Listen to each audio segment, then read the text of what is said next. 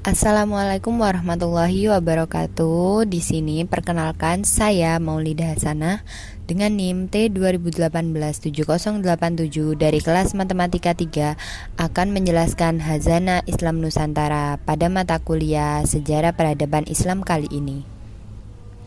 Pendahuluan. Praktik keagamaan umat Islam di Indonesia sangat variatif. Di era revolusi industri 4.0 ini, tradisi-tradisi khas Islam Nusantara harus dijaga. Sebab selain disrupsi teknologi, budaya, dan agama juga rentan tercabut dari akarnya. Apalagi belakangan faham takfir atau mengafirkan, tabdi atau membid'ahkan, dan tasyrik atau menyirikkan makin merajalela. Hampir semua budaya khas Islam Nusantara dianggap bid'ah, syirik, bahkan ada yang menganggapnya sesat. Tipe Islam di Indonesia yang dari dulu dekat dengan tradisi bukanlah wujud perilaku menyimpang, melainkan representasi rahmat bagi semua alam. Banyak sekali tradisi khas Islam Nusantara. Ada nyadran, kenduren, tahlilan, manakipan, sedekah bumi, sawelasan, dibaan, burdahan, haul, ziarah kubur, suronan, apitan, syawalan, takbir keliling, lamporan, kupatan, dan lain sebagainya. Nah, semua tradisi tersebut menjadi bukti bahwa ini sangat kaya akan kearifan lokalnya yang memiliki substansi religiositas budaya, bahkan nasionalisme. Nyadran sendiri sebagai salah satu khazanah Islam Nusantara yang menggabungkan nilai-nilai Islam dan budaya lokal harusnya menjadi kebanggaan. Mengapa? Harusnya masyarakat Islam memahami nyadran secara ilmiah dan alamiah, tidak hanya ujaran pengafiran dan pembid'ahan yang berupa asumsi belaka. Nyadran sendiri bukan sekedar urusan kearifan lokal, namun sudah sampai tatanan religiositas dalam aspek sufisme. Selanjutnya, tradisi nyadran sebagai khazanah Islam Nusantara. Dari segi etimologi sendiri, nyadran diambil dari berbagai bahasa. Pertama, bahasa Indonesia. Nyadran sendiri dari kata sadran menyadran yang berarti mengunjungi makam pada bulan Ruah untuk memberikan doa kepada leluhur, ayah, ibu, dan lainnya dengan membawa bunga atau sesajian. Bahkan yang kedua, bahkan pada bahasa Sanskerta, sraddha artinya keyakinan. Ketiga, dalam bahasa Jawa, nyadran diambil dari kata sadran yang artinya ruah, Sya'ban, lantaran dilakukan sebelum Ramadan. Yang keempat, dari bahasa Arab, nyadran diambil dari sodrun yang berarti dada. Menjelang Ramadan, masyarakat harus introspeksi diri, menyucikan diri dari aspek lahir dan batin. Dalam sejarahnya, nyadran sendiri merupakan akulturasi budaya Jawa Hindu dengan Islam. Sebelum agama Islam masuk Jawa sendiri, masyarakat sudah mempunyai suatu adat yang menghormati roh leluhurnya. Islam memiliki pandangan sendiri tentang budaya yang telah mentradisi di dalam masyarakat sebagai wujud atau cara masyarakat untuk mengaktualisasikan rasa syukurnya kepada Allah Subhanahu wa Ta'ala.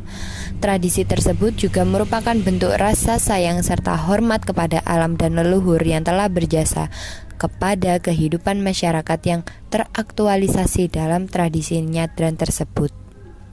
Dalam perkembangannya, nyadran biasa dilakukan dengan tasyakuran. Bahkan ritual nyadran adalah tasyakuran dengan penggabungan nilai-nilai Islam dengan budaya lokal.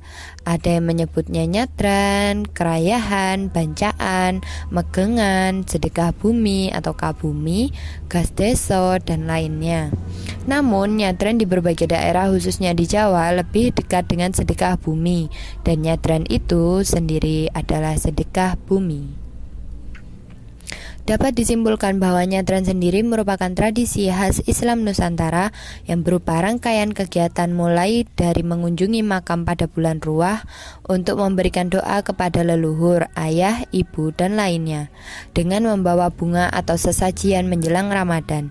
Nyadran juga dilakukan dengan tradisi Islam yang sangat religius seperti tahlil, doa bersama, pengajian dengan spirit meminta ampunan dan keseimbangan dengan alam.